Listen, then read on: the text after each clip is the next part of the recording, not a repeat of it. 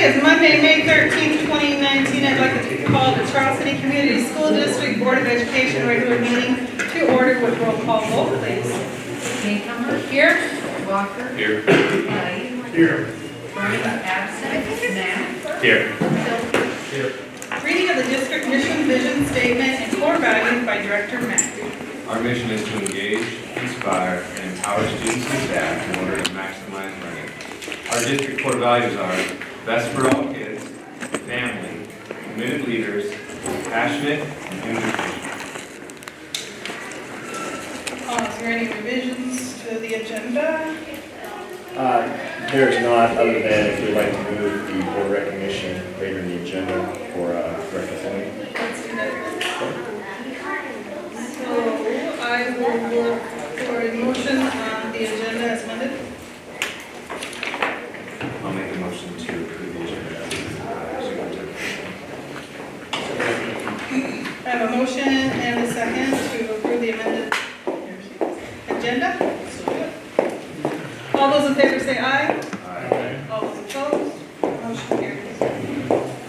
Agenda item number 5, comments by board members and superintendent.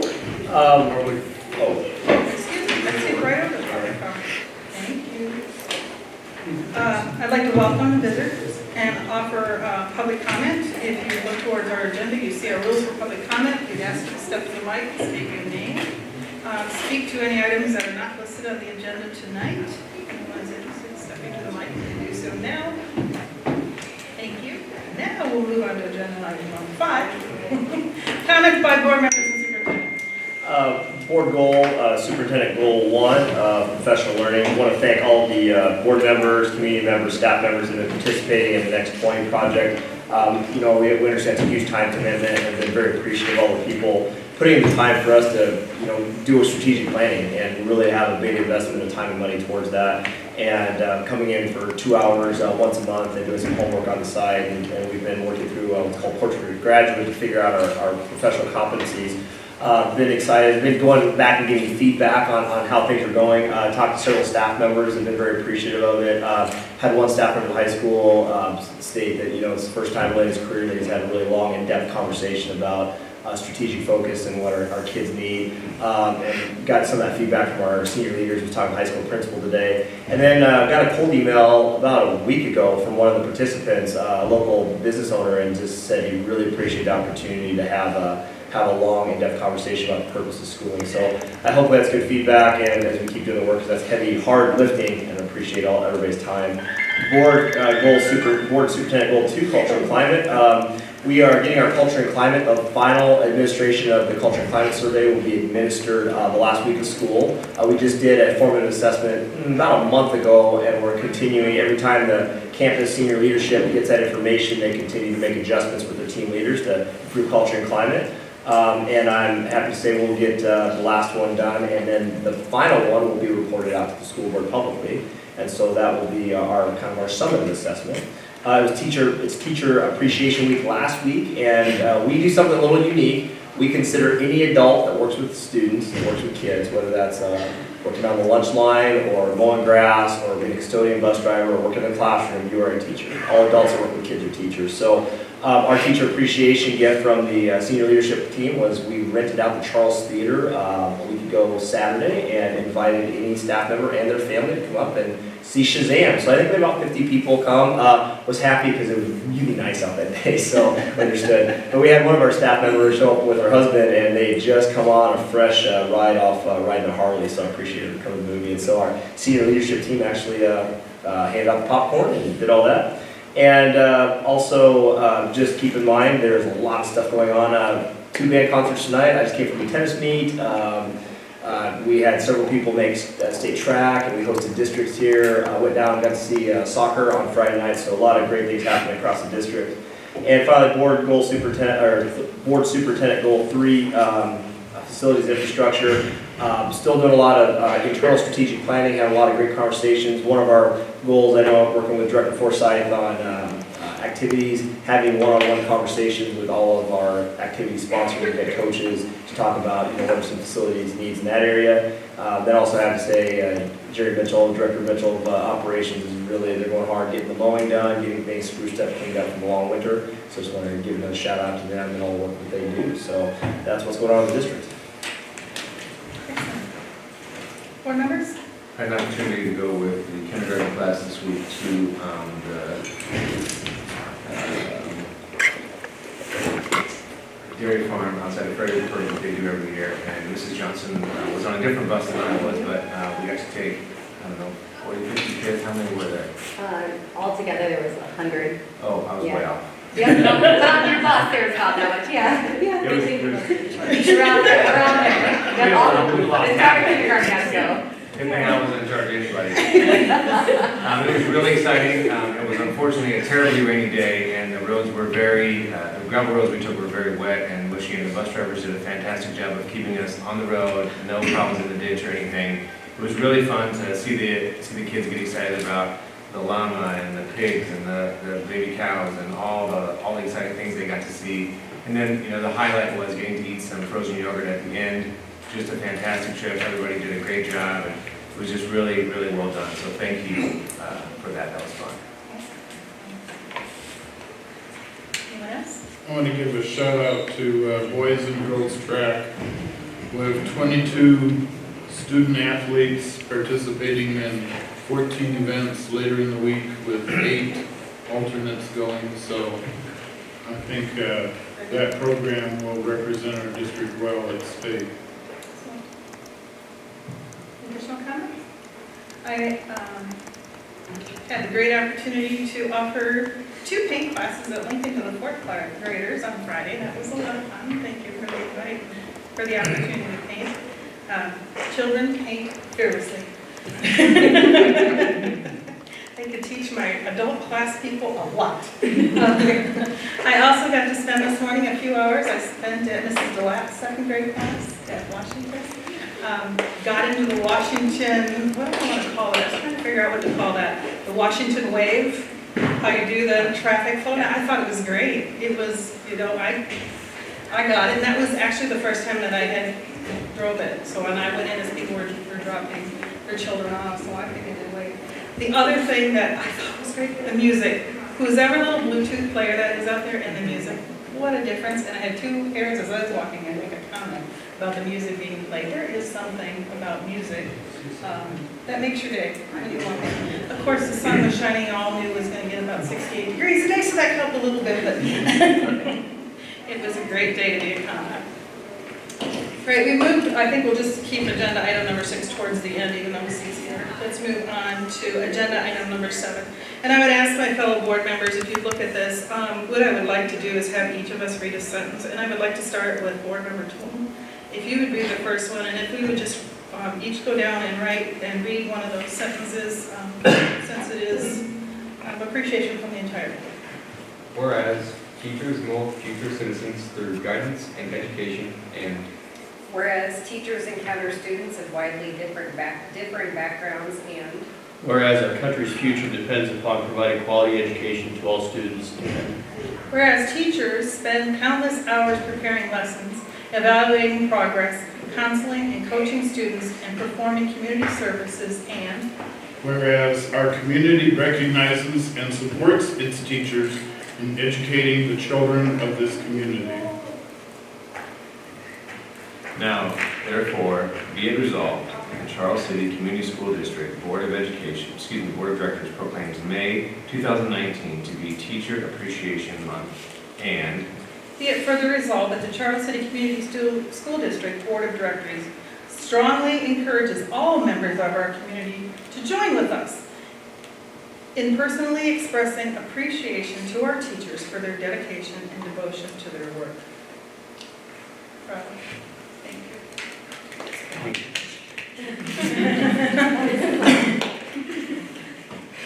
Committee reports, agenda item number 8. Committee reports. I just have one thing to report, that the negotiation team is done, so we don't have to do any work. We do have a barbecue at my house on Sunday, a celebration, so we're excited about that. And which district are we taunting with that? Okay. Thank you. Most of everybody in that. Job shadowing, I mentioned mine, and I sent out a reminder to everyone who our names were in your email, so if we could look to get those done. It's a great time of the year to do that. Agenda item number 9, trauma-informed instruction. Kara Shana, Washington Elementary Principal, and Marie Coughlin, teacher, leader, coach, will present information on trauma-informed instruction on core value-based for all kids.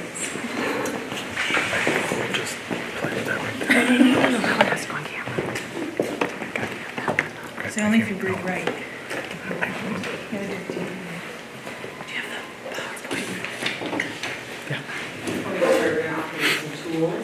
Did you bring your computer? I didn't know I needed my, sorry. Just don't give them a sweep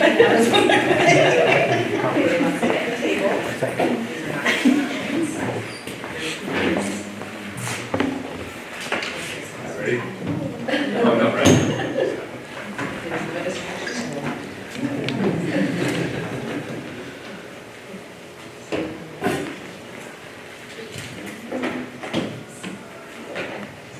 Anybody take the fidget spinner?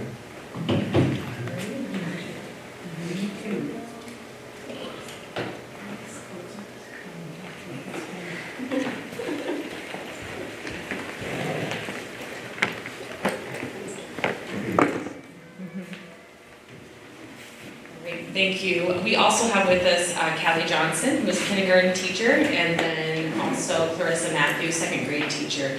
And they're going to talk about some of their personal experiences in their classroom as well. So Kara Shannon, principal at Washington Elementary, and we have a slide up behind you. I don't know if you guys want to kind of turn. I know it's a little bit of an awkward We have it on position. Do you have it on there? Okay, I forgot about that. You have it up there. Just Awesome. make sure you didn't change. That's great. Okay, all right, on the slide, if you just read through that quote, teachers often feel blamed for the misbehavior of their students. Instead of wondering how the teacher is part of the problem, it's more useful to think about how they can be part of the solution and the steps to get them there. So tonight we're going to discuss the steps that we have taken so far, and we highlighted back in the fall some of those steps, and then we're going to talk to you also about some more of the steps in our action plan, and then also highlight how this year we have built some teacher efficacy around our trauma-informed school. All right, we always start with the end in mind. So the end in mind is a positive change in the school climate, and that's going to be happening due to improved ability of staff to interact, support, and engage with the students using common language and vocabulary that can be shared across not only the grade level and the building, but across the district as well.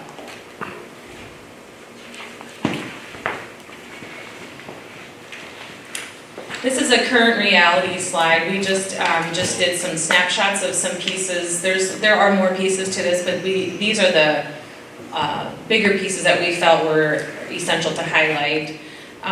Right now we have some gaps in the elementary buildings on the students that are receiving the zones of regulation, and we're going to talk a little bit more about that, and then they're going to talk about that in the classrooms as well.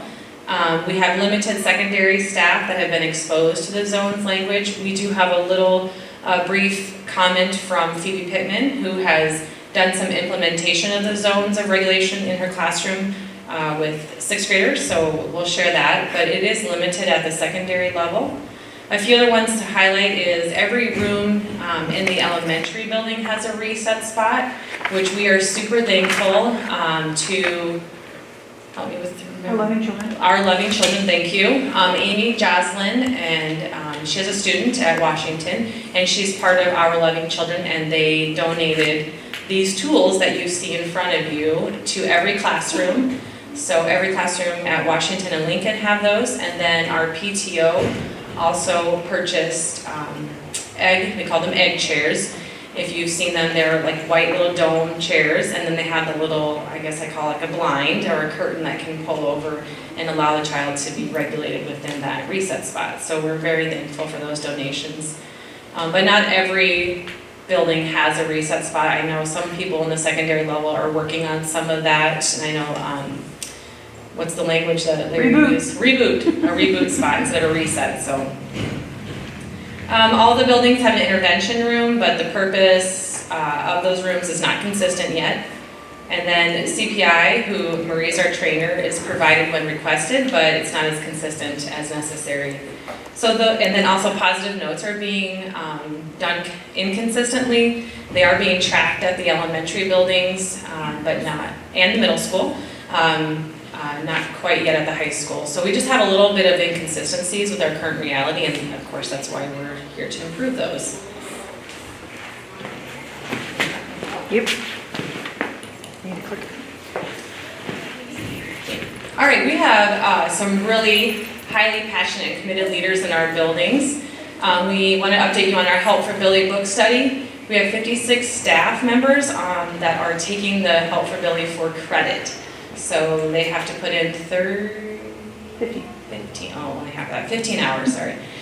By the end of the school year, all the staff will have read the Help for Billy book, which is really exciting. And it's really starting to impact how people are thinking and how they're operating within the classroom. We've started having people talk about different approaches that they're taking in the classroom already and how they're dealing with students and rethinking maybe consequences or reinforcements.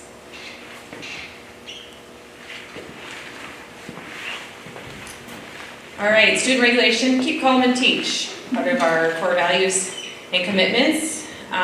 Some of the words you might hear throughout the district are the reset spot, like I explained a little bit earlier. Some classrooms call it a peace out corner. Secondary level might call it reboot.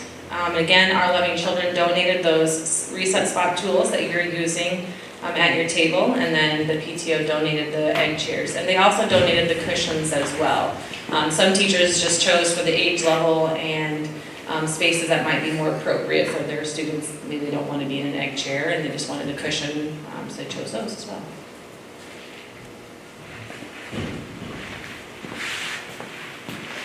So as Kara talked about, a lot of what our Trauma Informed has been around this year is really getting students to be able to regulate their emotions. And part of where this came from is last year, we decided to dig further into Zones of Regulation, which is a curriculum that can be adapted from preschool all the way up through high school. And I actually did my master's thesis on it. And I completed that with Mrs. Matthews, and she's going to talk a little bit about just the things she's noticed in her classroom as a result of implementing zones here in a little bit.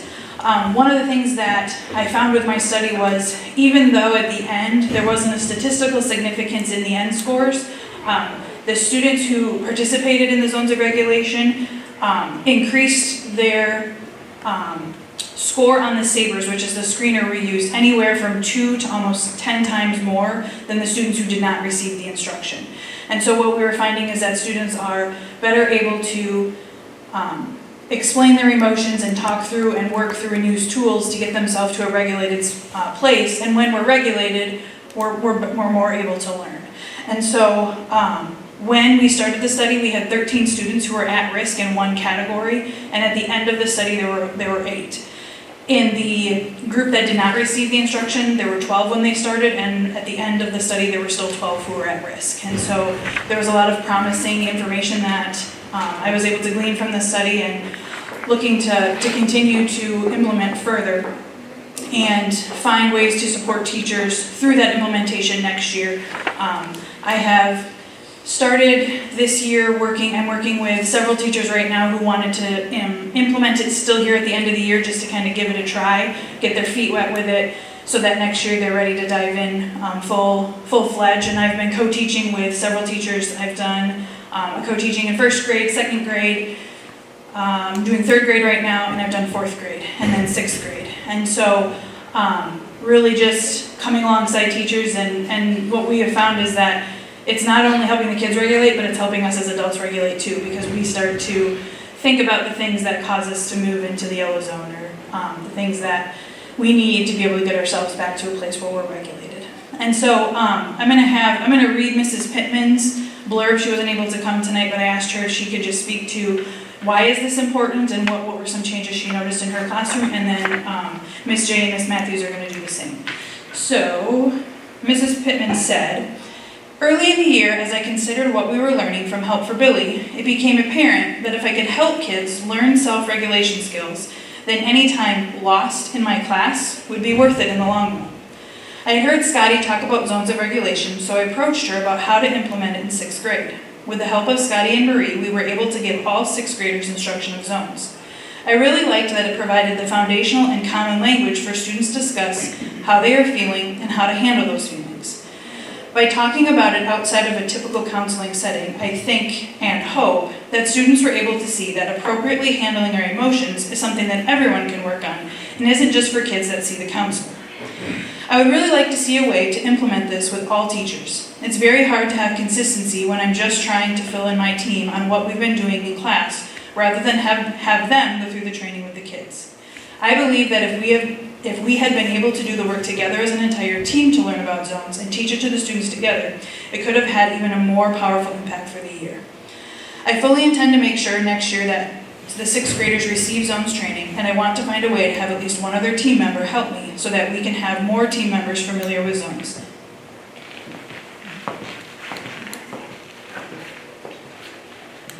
Hi, I'm Clarissa Matthews, and I am 2nd grade over at Washington.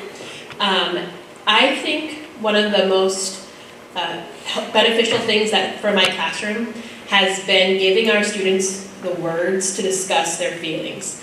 So not just happy, sad, mad. Those are usually what they can explain. They learn words like content, frustrated, disappointed, annoyed. Words that we kind of take advantage of as adults, that we have those words to say to my friend, hey, that is bothering me or putting me into the yellow zone because I feel annoyed by what you're doing.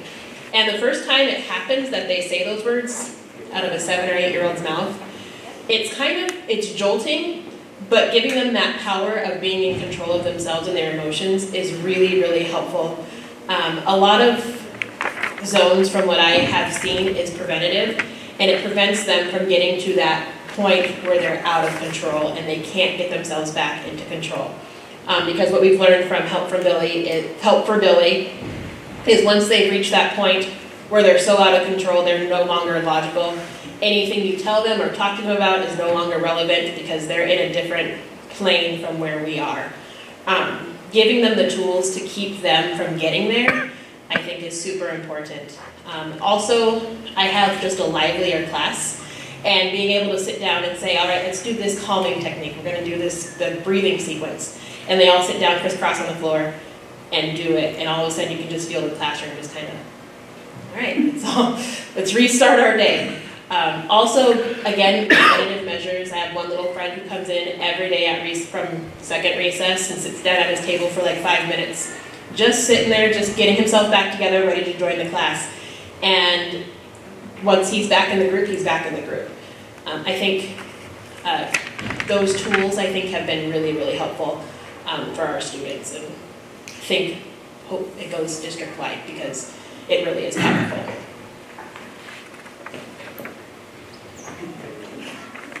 Hi, I'm Callie Johnson, and I teach at Washington in kindergarten.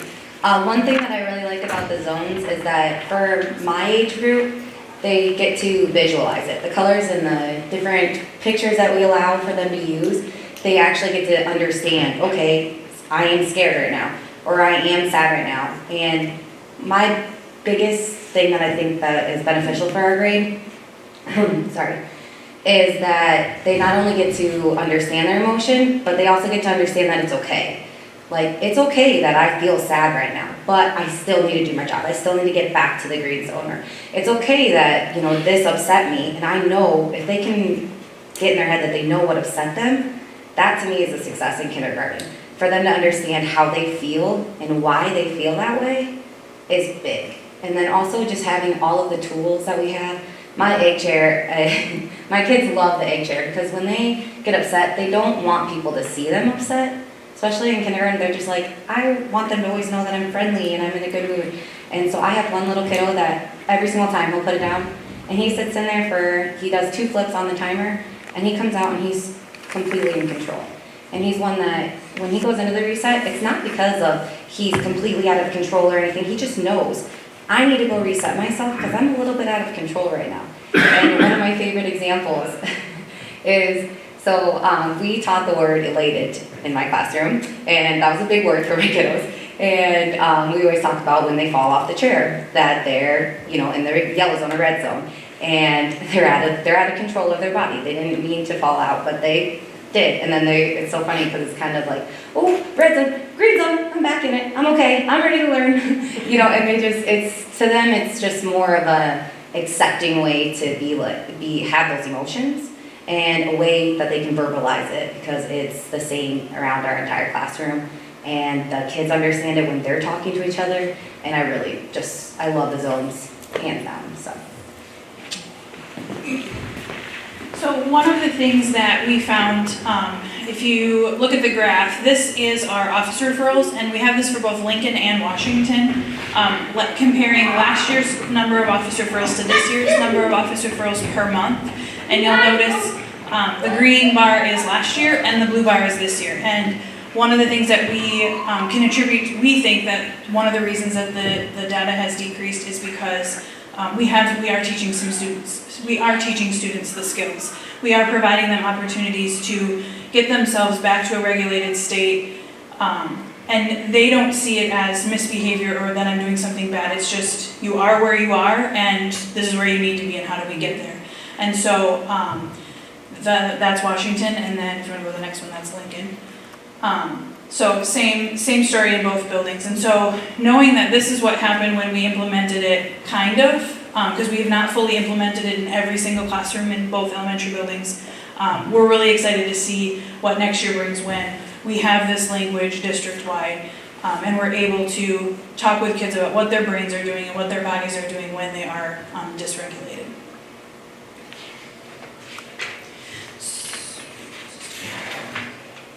So some next steps, just like we listed all of the current realities, we're not going to go through all of the next steps today, but we did kind of look at each of the components of where our gaps were, and we have some things that we want to be able to do next year to continue keeping trauma informed in the forefront of our mind. One of the first one there, Pete Hall has written 2 books actually on trauma-informed care, and his first one is Fostering Resilient Learners, and this book is really about, I can't help a student who has experienced trauma to my full capacity unless I take care of myself, and I myself am a resilient person. And so this book really focuses more on the teacher and the adult and how we continue to stay regulated, and then his second book gets more into, here are some strategies you can use with kids. And so next year, our plan is to offer this for sure from the coaches, from the TLT, as a book study option at a minimum. We're also going to continue to use some of our climate data to kind of drive, how, if the climate's going well, hopefully that's going to be an indication that we're continuing to implement the trauma-informed approach. The other really big one is this summer we have a group from each building who's going to attend collaborative problem solving, and it's a tool that is focusing around working with your most challenging students and having them solve their behavior problems collaboratively with the teacher. So it's teaching them perspective taking, it's teaching them empathy. So you literally sit down with a student and you kind of give your side of the story and you hear their side of the story, and we come to an agreement together and implement a plan together. And so we'll have this approach K-12.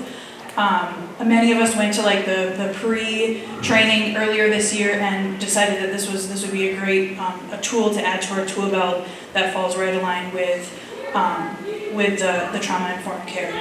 And so along with that, we're going to look at some of those CPI principles and really find out which components should all staff have. And then love and logic is another component so next year is really going to be about continuing to build the teachers' tool belts to continue to help reach those students who have been affected by trauma and just in general with the challenging behaviors. I talked a little bit about some of those professional learning. We are going to go to the Trauma-Informed Conference. Last year we had a group of 9 of us that went. To remember that number, I thought of how many of us were in Suburban. And this year we have nearly 20 people that are going to go. We offered the training To anybody who facilitated a Help for Billy book study this year, we asked if they would like to join us to the conference this year. And so that's in June. And then we have a plan in place to onboard our new teachers next year. They'll kind of get a Cliff Notes version of Help for Billy. They'll read the book, but then we'll do just a lower scale on what are the components of that book and how can you use them in your classroom. And then we'll continue the zones of regulation implementation as well as the other things that I've talked about.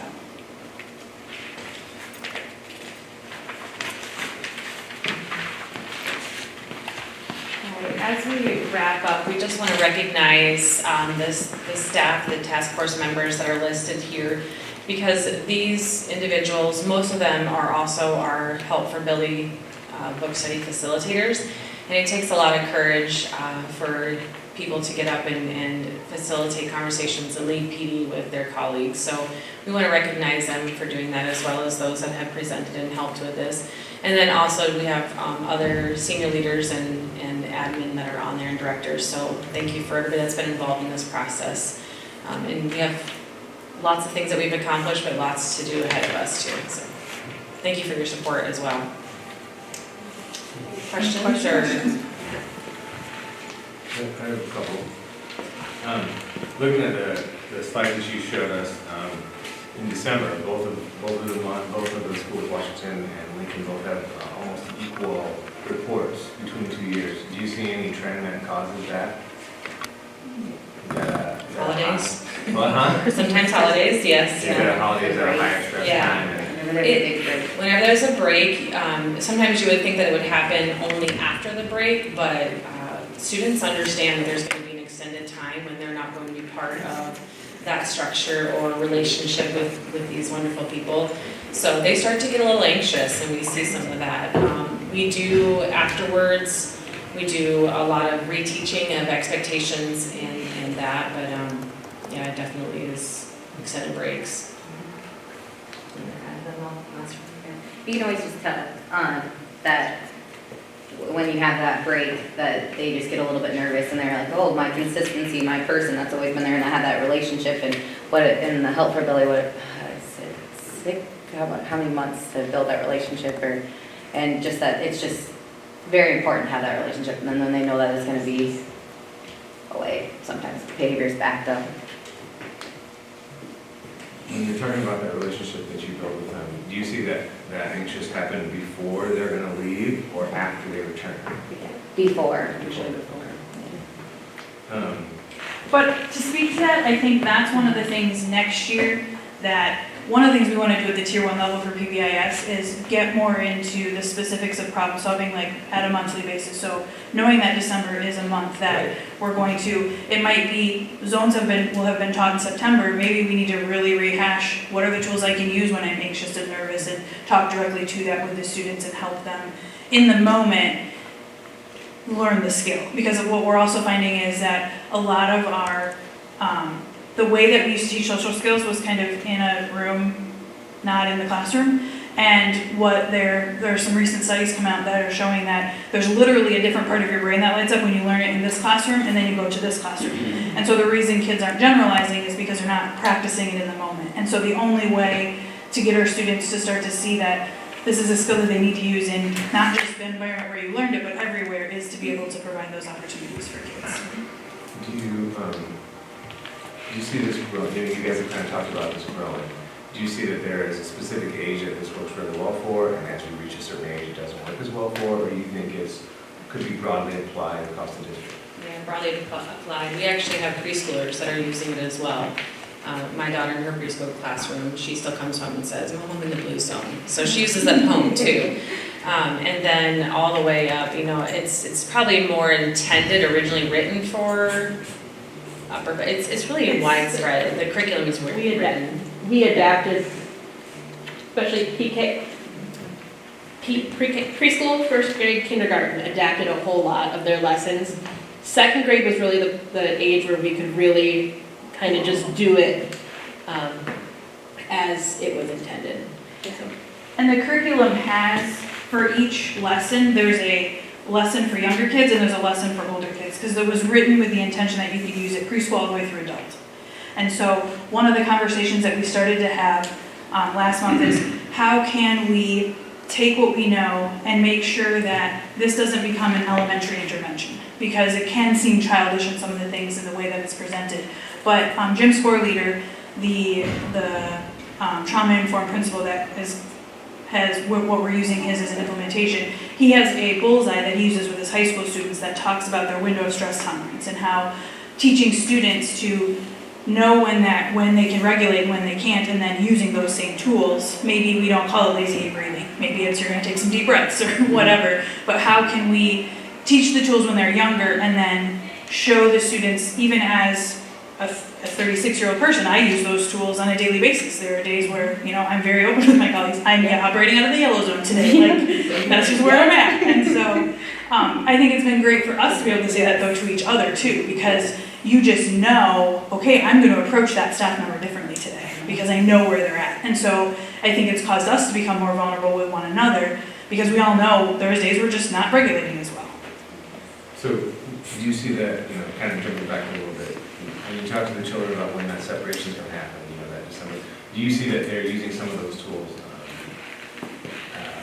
And Mrs. Shannon mentioned when her daughter comes home, she says, Mom, I'm in the blue zone. Do you see that children are able to take that knowledge and use it at home to help regulate themselves in stressful situations or areas they're uncomfortable?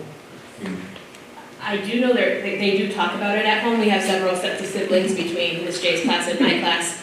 And we were at conferences, parents would say, oh yeah, they're both talking about it. Or students would come in and say, oh, my little brother said that, da-da-da-da-da. And so they are talking about it at home. Now, I don't know the precise language, but or like how often or how they're using it, but the conversation is happening outside of school. And a lot of parents commented at conferences as well. They really liked, because we sent home, there's take-home sheets that they can look over with their parents as well. And a lot of the parents commented that they really, really liked having those sheets at home and also were given that opportunity to use those words with their students as well. That's awesome. Thank you very much for sharing that. I think it's awesome that not only the children have learned from this, but it sounds like you, as a group of instructors, have learned how to work with each other better, yellow, blue, purple, orange, green, all the different colors. Yes, I've literally taken that ball right there and sat down with my kids. Guys, I'm currently in the yellow zone a little bit. Can you guys help me get in the green zone? And we all breathe in together. We sit there, and you would come in and you'd be like, oh, okay, yeah, I get this. And, they just love that. How long do students usually stay in the rest spot, reset spot? 1 to 2 flips of that timer. Yep. So it depends on the timer. There's a 2-minute and a 1-minute timer. And you said all the classes at Washington are doing this now? And Lincoln. And Lincoln? Yes. Yep. And I just want to address, I know one concern, we had a parent that said, well, my daughter's going to be in that reset chair all the time. And they might think that, but they're not. They use it responsibly. They know when they're back in the green zone and ready to go. And then also though, if we do have a student that's using it more than just the 1 or 2 flips that's kind of appropriate, then that's a pretty good indicator for us that maybe there's something going on. Maybe they're not exhibiting behaviors, but maybe there is some internal, some anxiety there that we need to support them with, so. Yeah, and they're still in the classroom, which is the best part about it. We're not having to remove them to go do a lap in the hallway and miss instruction. Even though they're not at their seat, they're still in the classroom listening and participating in that manner. It's really important. I will say too, I have one little one who seems like a very well-regulated child, and there aren't behaviors, she's calm, and every day, I don't ever say her name to correct or anything. And she uses the peace out corner, maybe once a day, maybe twice a day. And finally I asked her, because it was like, you don't need to go there, stop going there, stop doing that. And she goes, no, I just want to be by myself. There's 25 kids in my classroom. She just wants to be by herself for 2 minutes and then she comes right back. So we focus on the students who we think need it and need to self-regulate. One of the ways she's able to keep herself so regulated is she recognizes, I just need to be by myself for a moment. Any other questions? Thank you. Thank you. Moving on to the next agenda item, set the time and date of a public hearing for the North Grand Building Land Conveyance. All the exhibits were in our packet, information. Is there there any discussion that needs to take place? If not, I'll entertain a motion. Motion to set the date and time of a public hearing on conveyance to the city of Charles City of 3 right-of-way parcels set forth in the acquisition plat for Tuesday, May 28, 2019, at Charles City Middle School as recommended. Second. I have a motion and a second to set the date and time of public hearing on the conveyance of the City of Charles City of 3 right-of-way parcels set forth in the acquisition plot for Tuesday, May 28, 2019, at the Charles City Middle School as recommended. Is there any other discussion? All those in favor say aye. Aye. All those opposed? Motion carries 5-0. Moving on to agenda item number 11, North Graham Building 1970s edition. We've heard from the TLC Learning Center regarding their intention to move forward with renting space in the North Graham Building, the 1970s edition. They are interested in renting rooms 130B through 134, which would be west of this room, correct? Mm-hmm. Yes. We are in North Graham, the Iowa Big North room, for those of you that are home watching. The superintendent and the TL leadership may be able to negotiate some arrangements, but more discussions are needed. I move to direct the superintendent utilizing legal counsel to negotiate an agreement with TLC to utilize the space in the North Grand Building as recommended. I'll second. I have a motion and a second to direct the superintendent utilizing legal counsel to negotiate an agreement with TLC to utilize the space in the North Grand Building as recommended. Is there any additional discussion? Hearing none, all those in favor say aye. Aye. All those opposed? Motion carries 5-0. Agenda item 12, Better Wordsmanship Gold Update.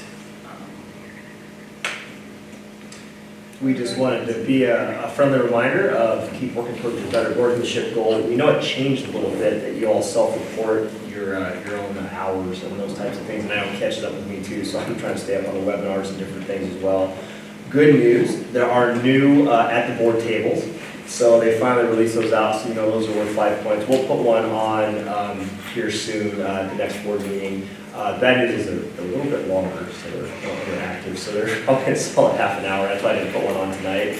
And they're all around coherence. So who went to Mason City? I know Scott was there, Missy, and we talked about that book, Coherence, from Michael Pollan, which is great because it really aligns to our strategic planning. So I think it'll be real applicable, but just remember, keep earning those hours and put them in on the website. If you have any questions or need any help, feel free to reach out to me or Emily with ISB.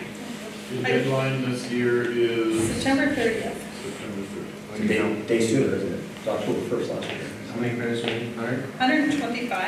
There's formal, and I haven't looked at the breakdown. It was, I'm not going to say it because I'm going to say it wrong.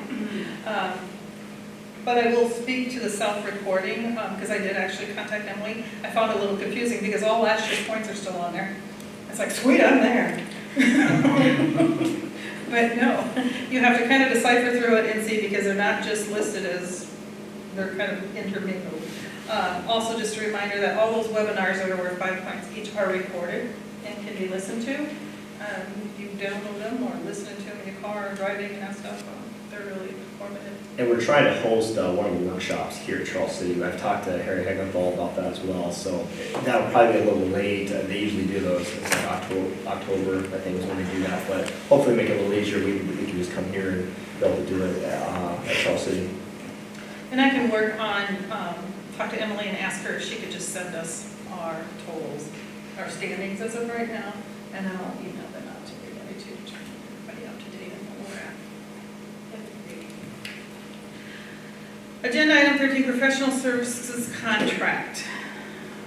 Superintendent Fisher is recommending a professional service contract with Scott and Anderson. Did I say that right, Scott?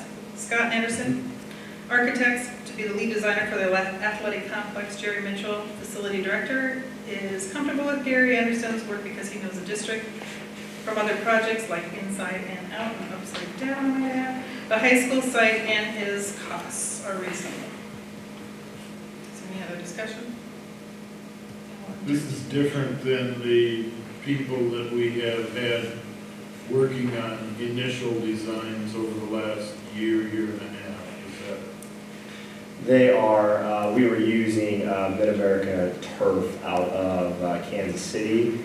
And to be honest, we've been using them, and they had done some initial designs and got us into the estimates and those different things. But honestly, as we did our due diligence, Gary Anderson was able to do it cheaper, and we were more comfortable with him. Quite honestly, too, when we removed some of the field turf stuff from the baseball field as well, Mid-America wasn't as interested because that's kind of their wheelhouse and the things that they do. And so, and at that time, Gary Anderson wasn't, that was out of his wheelhouse, but now that we don't have that component of it, Gary was very interested in taking on as the whole thing. He's very aware of the soil composition and the things because he did the transportation center. And so, and Jerry was very comfortable with them, and it was just kind of a nice thing. The local people that were comfortable with ended up being also the most reasonable. And this company has done a number of athletic complexes in the past then? I can't speak to that specifically. I could find out, but he does a lot of work for schools, and so yeah, it was. And what will happen is he'll be the general, but then as we go on, he'll contract out specific, people that there's a specific turf company will come in and do like some of the laser grading for some of those pieces. But again, he'll be the one that does kind of oversees the general work. Mr. Fisher, as part of his work, will he get competitive bids for those things? Yes, that's what we're doing, and we are working with a request for proposal piece. As we'll go, we'll do RFPs as we get to different components of the project. The big reason we're doing that, one, we're able to start sooner, and number two is we're expecting a lot of in-kind donations. And since we're wanting to get in-kind donations on labor, you really should bid as you go, because otherwise you have to do the whole bid package at once, and we're still getting people to donate dirt work and donate concrete and those types of things. So Gary was very helpful in working through that process as well, talking through. Sounds like a great plan, thank you. I make a motion to approve the architect and engineering services agreement for the athletic complex with Scott and Anderson Architects for survey and premium design, $25,000 final design, and $95,000 in construction administration as needed, not to exceed $30,000 as recommended. Second. I have a motion and a second to approve the architect and engineering services agreed for the athletic complex with Scott Anderson Architects for survey and premium design, $25,000, final design, $95,000, and construction administrator as needed, not to exceed $30,000 as recommended. Is there any additional discussion?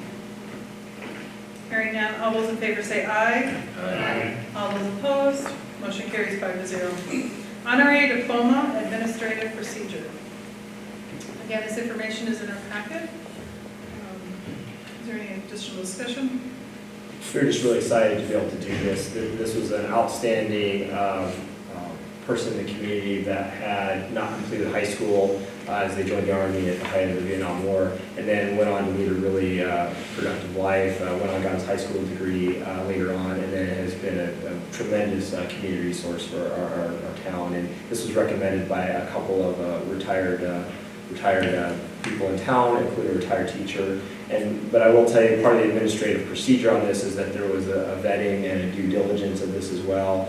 This is above and beyond. This is not, oh gosh, I didn't finish high school in 1997 and I just want to go back and get this. And I think I've heard this. This has to be an exceptional person that had exceptional circumstances, and really compliment Justin Gore and the communications office. They worked through and had a team actually go through this, and we're really highly pleased to recommend then that we include this person with our class of 2019.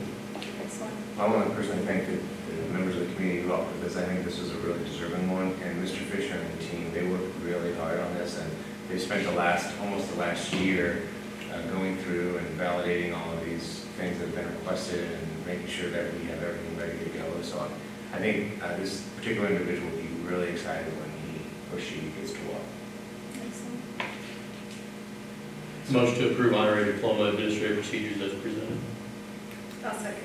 I have a motion and a second to approve honorary diploma administrative procedures as presented. Any additional discussion? All those in favor say aye. Aye. All those opposed? Motion carries 5-0. Relocation assistance administrator procedure.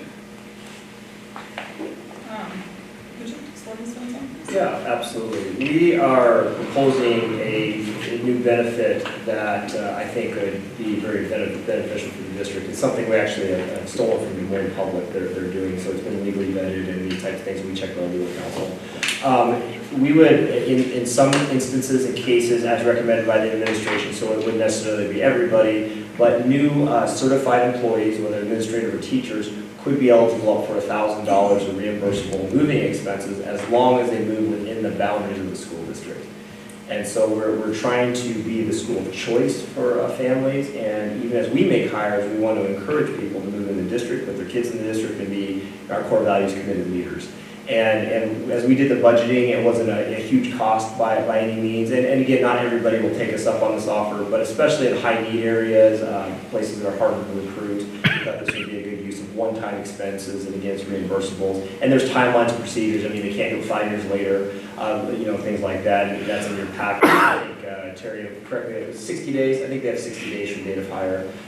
So there's some procedures, and also if they don't continue or leave within a certain time, they have to pay us back and those types of things. But this, including, and you'll see, we'll talk about the side agreement with the Education Association, some of our language changes. We want to be the school district of choice for families, but also for new employees. One of my goals is to lower our turnover rate. We want people to choose Charles City as employment for life when possible. And so this is one of those things that we think can benefit this.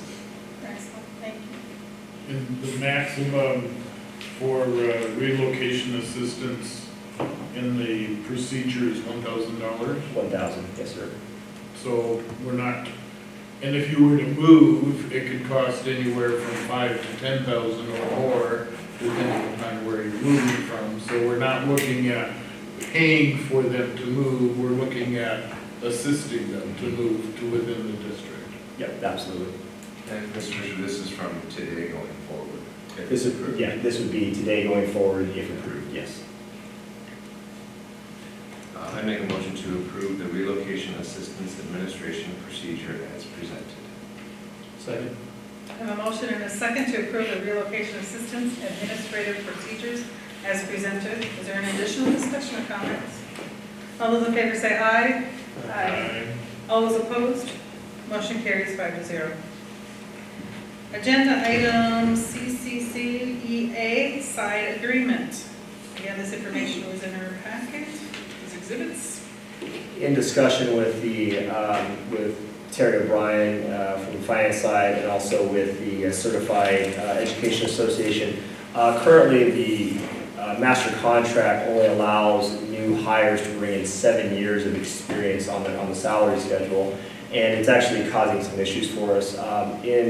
I'll just be honest, I am aggressive in recruiting the best people for our school district, and we've been having a lot of conversations, finding great teachers that want to choose Charles City, but also, and we are recruiting some great people that even some are willing to take a pay cut to come in.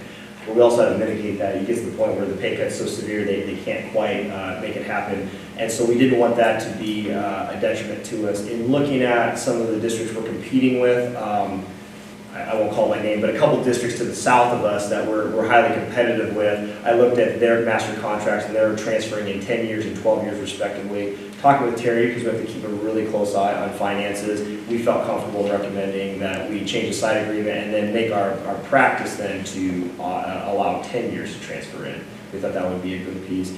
We were really happy that the Education Association was allowing us to really leave the language kind of really broad and open. And then Terry and I talked about finding some regulations too, because we also have to keep some regulations that have some consistency, because we don't want, well, this person got this person got that, so there's some consistency, but we really wanted to bump that up. 7 was going to cause us to lose some outstanding teachers. Move to approve the CCCEA side agreement regarding initial placement on the salary schedule as presented. I'll second. I have a motion and a second to approve the CCCEA side agreement regarding initial placement on the salary schedule as presented. Is there any additional discussion? All those in favor say aye. Aye. All those opposed? Motion carries 5-0. Washington Playground Equipment pre-KK. Again, information in our packets. Motion to approve the Washington Playground Equipment Preschool to Kindergarten Project bid to Bowling Recreation for $56,271 as presented. Second. I have a motion and a second to approve the Washington Playground Equipment Pre-KK project bid to Bolin Recreation for $56,271 as presented. Is there any other discussion? And I heard that this playground is going to be totally handicap accessible, is that the case? Absolutely, that was one of the non-negotiables we had, and that's why they're really going with the rubber surface that they're going with, and also made some, and Kara led that, she could probably answer more. I know we lowered the height of it as well, and also took care of some ramps, so she just some handicap accessibility. Sure. Yeah, we're really proud of that decision. We started off by having a lot of ramps within the structure to allow them to be on the structures, and then realized that what we were really doing was just lifting a lot of the structures just off the ground. So we eliminated the ramps. We still have opportunity though for students that might have some disabilities to be on those equipment and either carried there, especially since a lot of our students are young enough anyways. But we do have some really cool equipment. We've got a slide that they can, it's called the avalanche slide, and it kind of goes like this. And so they can go down this side, go down this side and still climb up and pull themselves up and use their arm strength. So that's really cool. But we've put everything at ground level. And so the whole surface is then the rubber matting. So then you can access it anywhere, including the wheelchairs and strollers for families as well. So That's excellent. yeah, we're really excited. I had never got to spend time on a playground like that until we were in Omaha a week ago. And I just want to comment, it's also grandma and grandpa friendly. But it was very enjoyable. The equipment was wonderful to play on. Right, and it's really super safe. There's not these large structures and tall structures that they can fall off of. So even, it's accessible from, toddlers to 10-year-olds. So, Very exciting. yeah, thank you. Thank you for doing that. Thank you. All those in favor? Aye. All those opposed? Motion carries 5-0. Agenda item 10, Washington Playground Equipment Grade 1 and 2.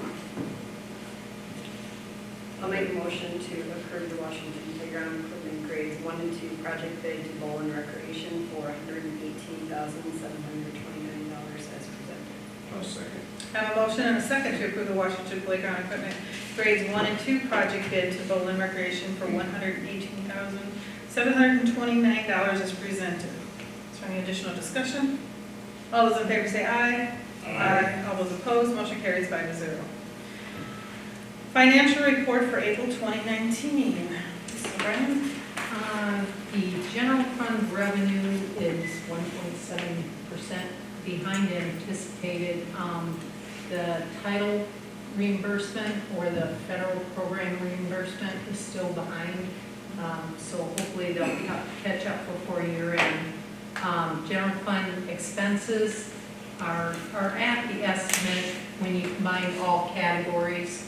And then last fall, the health fund expense is running above the past 2 years. So it's been up a little bit. Our balance is decreased to 1.6 million.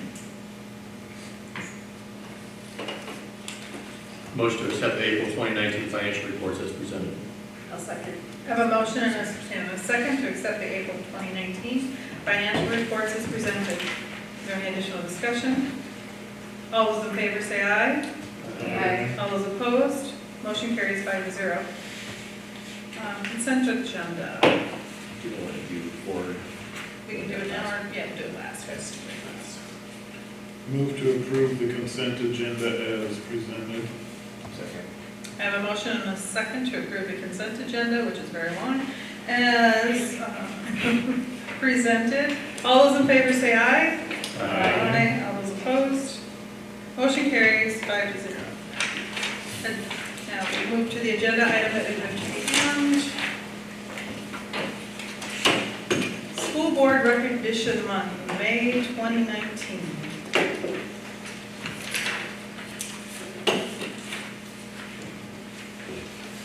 I need to read this one, don't I? Yeah, you do, I'm not going to read it. The Charles City Community School District joins other districts and communities across Iowa this May to thank our elected board members for their commitment to public education.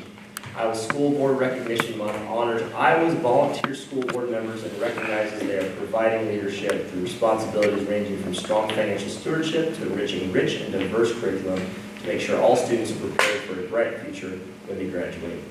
Superintendent Fisher will distribute certificates of appreciation to President Robin Maycomer, 2013, Vice President Jason Walker, 2014, Scott Dyke, 2013, Missy Freund, 2017, Josh Mack, 2017, and Isaiah Tilton is a student board member this year. So I have some gifts to hand out to you guys. I'll start with Jason. Thank you for everything. Robin. Thank you. Josh. Thank you. What's the point? Who's that?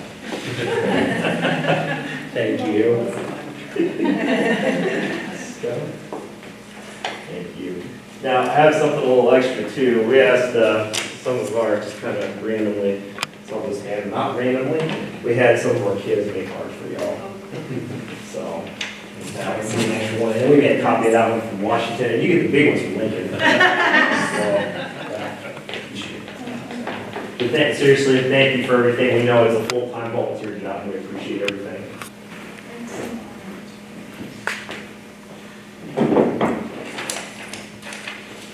Correspondence and miscellaneous. I know I received a thank you note in the mail too from staff. It was very nice. It was, I opened it up and I had to think for a second because we don't get thank you notes very often. So it was very sweet. Appreciate it very much. Nobody calls when the grass is mowed sometimes, so it's nice when they do. No, it is awesome. That was wonderful. You see the upcoming dates. It's that time of year, guys. Here we go. And then agenda item number 13, we're going to join to closed session as per Iowa Code 25.5.1. This is an action item, You need a motion. and we'll take a motion, and we'll have roll call vote, I believe. You have the motion. Go ahead. It's just on the agenda, right? I'm going to take roll call, actually. Right. with this Right. one. Isn't the motion you need on the agenda? Isn't that what? Yes. Yeah. To adjourn, we need a motion to adjourn to closed As session. stated here. Okay. I'll move to adjourn to closed session as per Iowa Code 21.51A. I'll second. I have a motion and a second to adjourn to closed session as per Iowa Code 21.5.1A to review or discuss records which requires or authorized by state or federal law to keep confidential or to keep confidential as a condition of a governmental body. Roll call vote, please. Walker, Yes. Dyke, Yes. Freund, Yes. Mack, Yes. Maycomer. Yes. Motion carries 5-0. We're going to closed session.